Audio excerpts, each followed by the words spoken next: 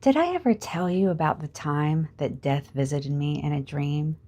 Not a dream where I died, but a true encounter with death itself. It was one of those rare dreams that is strange, funny, unsettling, and, to my surprise, profoundly kind.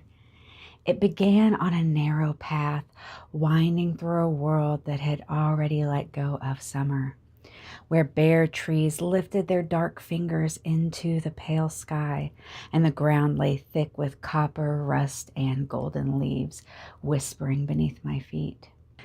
To one side rose a sheer mountain wall, silent, covered in the skeletons of trees, their roots covered by crackling leaves. And to the other side stood what first looked like a fence, but was not made of wood or wire, only great drifts of fallen leaves, pressed together as if the forest itself had built a boundary from what had already fallen. The air felt like late October, that moment just after the harvest when the world exhales and begins its slow return to the soil. I was walking alone when I saw something ahead. It was floating, still and unmistakable. It was death. Not a skeleton with a scythe, but a figure in long brown robes which moved softly in a wind I could not feel. Its face was a human skull with thin, papery skin still clinging to the bone like old parchment. It was floating in complete stillness and silence, save for the light drifting of the robe. It did not speak or move. Its face was towards me, and both of its arms were stretched out to its sides. And in its right hand, raised as one might raise a ritual blade, it held a severed human arm. Terror rose in me like cold water, for in the dream I knew there were only two directions, forward or backward. And I also knew with complete certainty that turning back would not save me. Then from the depths of my memory came a line attributed to Rumi. If you see something frightening in the graveyard, run towards it and it will disappear. So I ran straight toward death, my heart pounding, the leaves blurring beneath my feet. And when I reached it, I stopped. I looked up very shyly and very ridiculously said, "Hey!" I have no idea what possessed me to do what I did next. But honestly, what else was I supposed to do? I reached out and I high-fived the severed arm in Death's hands. There was a long pause. Death looked at me, then it slowly lifted up its other hand and face-palmed.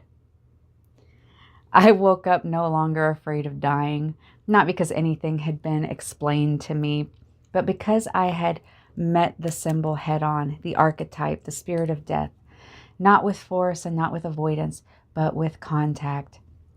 And in that absurd and sacred moment, living hand to rotting hand, fear changed its shape into laughter, into reverence, or perhaps into a little bit of both. I always joke with my friends now that when I die, death is never going to stop making fun of me. I didn't know it at the time, but this dream was the perfect teaching for the subject of this video, which is light and shadow in the Tree of Life, and why they can never truly be separated. In the previous orientation video, we explored the Tree of Life not as a ladder to climb, but as a map of consciousness and relationship. Not a hierarchy, but a holographic whole in which every part contains the pattern or blueprint of the full tree. And yet every map has its distortions and every light casts a shadow. And so we come to what some call the Tree of Death. In classical Kabbalistic language, the Sephirot, the 10 emanations or energy centers of divine energy, exist not in isolation, but in a delicate balance. And when a Sephirot is held alone, such as Keter, when a force is removed from relationship with the rest of the tree, something happens. The energy distorts, it collapses, it hardens, and it becomes a shell, a Qliphoth. And these shells, collectively known as the Qliphoth, are often misunderstood as the evil inverse of the tree of life. But this is not another tree, and it is not an opposite. It is a distortion, a reflection in broken glass. The tree of death is not a hidden demon world, but the same energies of the tree of life, but without integration, without connection, and without containment. Love can easily become obsession in this distortion. Discipline can become control, and vision becomes delusion. Shadow is not evil, but energy that has lost its place in the whole. The fear we feel when we approach shadow, that sense of darkness or danger, often arises not from the reality of what we are seeing, but from the suddenness of seeing it without context. For when something is pulled out of relationship with the whole, with time, support, and with the meaning, it becomes alien and frightening, the monster in the graveyard. And as Rumi reminds us, when you run towards it, it disappears, or sometimes it face palms, in my case. In the rest of this video, we will explore what shadow actually is, not as a moral failure, but as an imbalance, how the Qliphoth mirror the Sephirot, how spiritual harm arises not from too much darkness, but from too much light without grounding, and how integration, not purity, is the true medicine. And we will begin to trace the principle of polarity, how light and darkness, expansion and contraction, joy and grief are not enemies, but points on a single spectrum. But before we go further, I want to say this clearly. Working with a shadow is not inherently dangerous. It becomes dangerous only when rushed, when we try to face what we are not yet resourced inside to hold, when we isolate insight from embodiment, and when we seek power without understanding the holistic relationship. And so we will go slowly, not to avoid depth, but to make the depth safe. And I invite you to stop any time and return as needed, to go at your own pace as slowly as you need, and to seek outside support if needed. Because this is deep healing work, and support is always wise. As with all the Tree of Life teachings, I will be using the spiral method, repeating concepts from different angles and traditions to both reinforce each concept for you, but to also give more opportunities for deeper exploration and understanding. The tree does not ask you to transcend the world. It asks you to inhabit it fully. And just as I met death on that narrow path, not with dogma or denial, but with a strange little high five, you too can meet the parts of yourself you have feared. And you may find that the shadow, like death, is not trying to hurt you, but is trying to be seen and is trying to come home in understanding. You are always fully responsible for your own spiritual journey and your own choices. The tree invites you to come back into balance. The Tree of Life is not a story of purity versus corruption. It is a system of relationship, of how qualities hold and balance one another. Shadow is not a separate thing. It is not evil. It is not outside of the tree. What we call the tree of death or the Qliphoth is not its opposite. It is what happens when the same forces of the tree of life become unbalanced, become exaggerated, or severed from context. Every Sephirot energy, center quality, is a gift when in relationship and a distortion when isolated. Warmth sustains life, but too much heat will burn you. Structure creates safety, but too much structure will suffocate. Desire brings vitality, but desire without grounding becomes compulsion. Shadow arises when a quality becomes too much, too fast, or too cut off from the rest of the psyche to be held properly. It is not an invader. It is a signal, a call for integration. As I always say, emotional pain imbalance, and distortions. These are not our enemies. These are arrows pointing us directly towards where we can repair our foundational issues. The Qliphoth are the hardened shells, not demons in some distant underworld, but the residue of forces we have exiled within ourselves, misunderstood, or even rushed. They are parts of the tree that have lost relationship to the whole. They are the broken vessels. Just as our nervous system cannot process more emotion than it is ready to hold, the soul cannot integrate more light than its containers can support. In the first video, we explored the ancient Kabbalistic myth of the shattering of the vessels, how the divine light entered the 10 vessels, but the lower ones could not contain it, and so they broke. And that breaking gave rise to the Qliphoth, the shells that hold distorted divine energy. But this break was not only energetic, it was also relational. But there is a second part to that story, and it is one that speaks directly to our human experience of shadow and separation. It is the exile of the Shekhinah, the divine feminine presence. In the language of the mystics, when the vessels shattered, the light did not simply vanish. It fell, it scattered, it became hidden. And with it, the Shekhinah, the aspect of the divine that dwells within creation, entered a long exile. This is not a myth of punishment. It is a myth of estrangement, of how the sacred can become lost within the world and even within ourselves.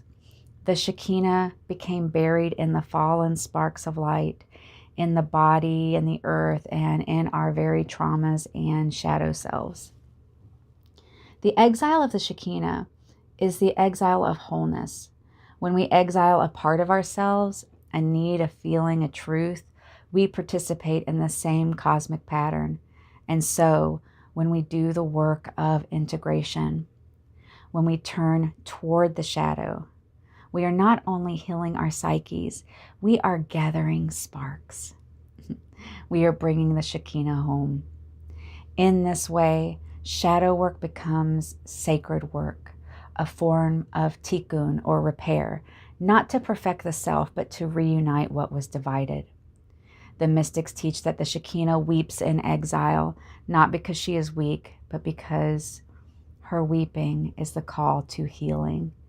Every time we witness what we once exiled, every time we welcome back a truth or a part of the soul we tried to abandon or repress, we become agents of that return. We participate in the repair of the world and ourselves. And this is why the Tree of Life is never just a model for spiritual ascent. It is a map of return. It shows us how to reunite what has been broken, not by rejecting the world, but by seeing the divine within the world, even its shadow, even its pain, even in the fallen sparks. Shadow appears not because light failed, but because it was unbalanced. This is why the mystic's path is not a path of escape into the light, but the path of sacred balance. So as we move through the 32 pathways in this series, we will not only talk about the light aspect of each pathway, but also its distortion, so you know what to look out for. Now, a brief but important note before we continue. Sometimes when people begin meditating on the Sephirot, especially those with complex trauma or dissociation, they may notice that certain spheres feel like they are in the wrong place. For example, they may feel chesed, the energy of loving kindness, not on the left, but on the right. Or they may feel boundaries, severity, or judgment on the wrong side of the body. This is not actually unusual. What is happening is that the internal tree may have become mirrored as a result of trauma. Internal fragmentation, survival, it can cause that to happen. In these cases, the psyche reverses certain energies as a form of protection, like flipping a map upside down to flee danger. This mirrored configuration has deep connections to the Qliphoth, not in the sense of evil or possession, but as the distorted shadows of divine emanations, formed through fear, guilt, or abandonment wounds. Recognizing this mirrored tree is a sacred first step toward realigning your inner world with the true flow of the light. So if you have experienced this, take heart. You are not broken. Your tree is not backwards. It is simply learning how to stand upright again. There is a principle sometimes taught in Hermetic traditions called the Law of Polarity. It reminds us that hot and cold are not opposites, but rather they are both points on a single spectrum, hot, cold. So too with light, darkness, joy, grief, fear, and love.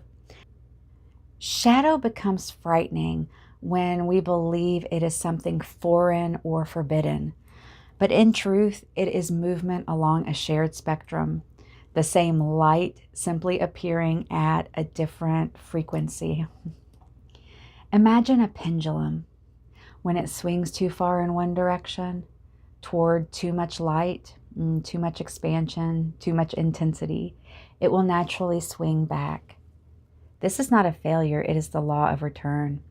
We see this emotionally as inspiration followed by fatigue, psychologically as certainty followed by doubt, and spiritually as breakthroughs followed by withdrawal.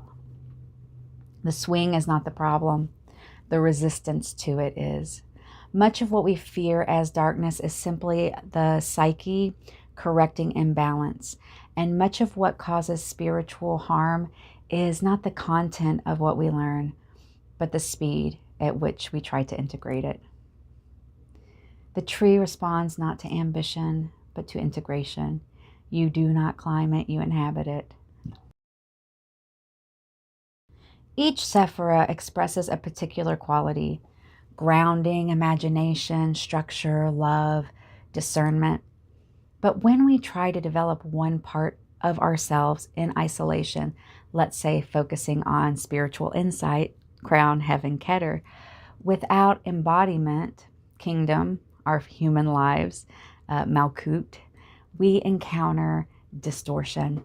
Insight without grounding leads to dissociation. Love without boundaries dissolves the self. Willpower without empathy becomes cruelty. The Qliphoth are not monsters hiding in some secret occult realm. They are the same archetypes of the tree, but misaligned, over-identified, inflated, or banished from acceptance. Let's take an example from a pathway on the tree itself to illustrate this idea. Malkuth, or kingdom, is the sphere of physical reality, our body and the material world, and the immediate senses. It is the ground of our being, the culmination of the energies of the tree into manifestation here in the physical world. Yesod, foundation, the Sephirot located in the pelvis. On the other hand, this one has to do with the subconscious, the realm of dreams, of symbols, of memory, and the astral body.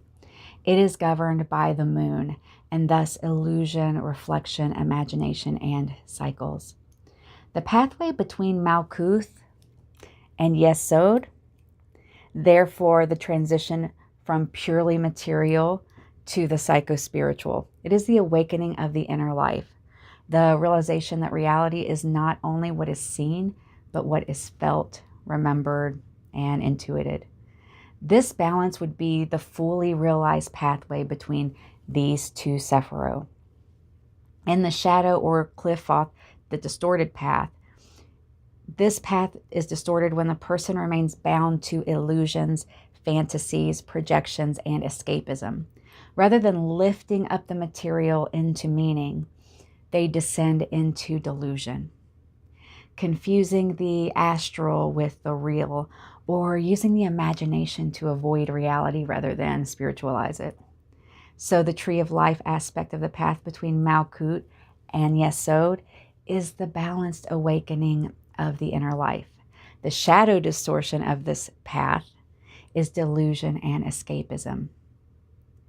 In Jungian psychology, the shadow is made of the parts of ourselves that were disowned, not because they were bad, but because they were unwelcome, misunderstood, or unsafe to express. Jungian psychologist Robert Bly calls this our shadow bag. Basically, we are not born inherently knowing what our society thinks is acceptable or not acceptable, obviously.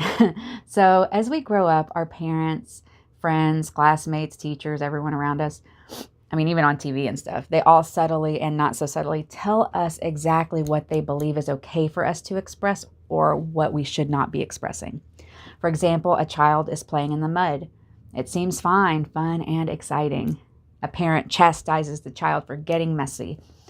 Now playing in the mud is filed away as bad or wrong. The act itself is inherently neutral. This shadow bag is not just full of bad things, but also things that we may have loved or cherished.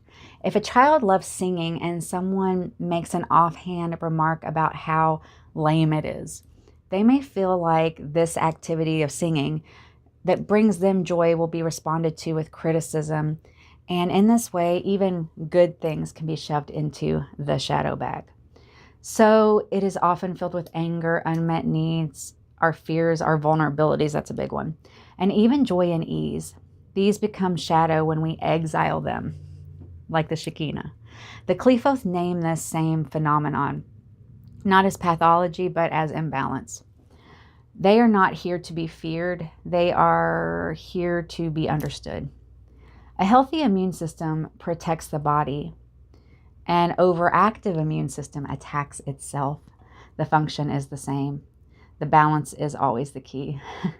One of the most destabilizing spiritual strategies is trying to remain only in the light, avoiding anger instead of listening to it, avoiding fear instead of understanding and facing it, avoiding your limitations instead of learning from them. But what is avoided does not disappear. It becomes unconscious. And unconscious forces act without consent, without your consent. This is the heart of shadow work, not descent into darkness, but protection through wholeness. In his book, Silence, Thich Nhat Hanh gives a metaphor about our consciousness being like a house, and our subconscious and unconscious are the basement. Everything that happens in our lives is a seed, and we are taught very young to throw these seeds into our basements, pretend they're not there, to hide these uncomfortable truths and ignore the things we were told are wrong. But even though we cannot see these seeds day to day and what they're doing, they continue to grow. And after many years, they explode through the floor of your kitchen and cannot be ignored anymore. And so it is with the shadow. It will act out in greater and greater ways to be seen. So it is best to give it the attention and healing it needs when it asks lightly, because its voice will become thunderous if it is ignored. It will tear apart your inner and outer sanctuaries if you do not attend to it. So please get the help you need if you need assistance with all this. As we learn to meet what we have pushed away, we reclaim agency over ourselves. We reconnect the circuits of the tree. We allow truth to flow through the pathways, even the difficult truths. As I shared in the dream at the beginning of this video, there is a line attributed to Rumi. If you see something frightening in the graveyard, run towards it and it will disappear. This does not mean to recklessly pursue things that you are not ready for. It means that fear dissolves in the presence of awareness. When we turn to face what we once feared, we often find not a monster, but a misunderstood fragment of the self, still carrying its original light. Sometimes it just takes a high five to break the spell. And I'm sure that you've noticed people projecting around you, right? So basically, whatever they feel is broken within them, they project onto the people around them. And it's so obvious, right, when you've done the work. But if you haven't done the work, it can just be happening constantly. And even when you have done a lot of the work, there are still levels of it to be constantly uncovered. And that's where the saying that says, what agitates you about another can teach you so much about yourself. Each person is responsible for how they engage with these teachings. But this is not a burden. It is an expression of sovereignty. The tree does not punish imbalance. It reveals it for you as a gift. And what is revealed can be reintegrated. There is no shame here, only honesty and the path of return. In the next video, we will explore how movement actually happens on the tree, not as linear progress, but as dynamic unfolding. We will look at the role of Da'at, the secret Sephirot, as a threshold space of inner knowing. And we will learn about the left, right, and middle pillars and how ascent and descent form a single rhythm. We will also be covering in the next few episodes practical integration into your life of these. I mean, we're talking about all these deep concepts, right? It's very theoretical so far. We're going to start grounding that more in your day-to-day life, especially so that as you move into the pathways in the Sephirot, that you can walk those pathways and it actually have practical application in improving your life.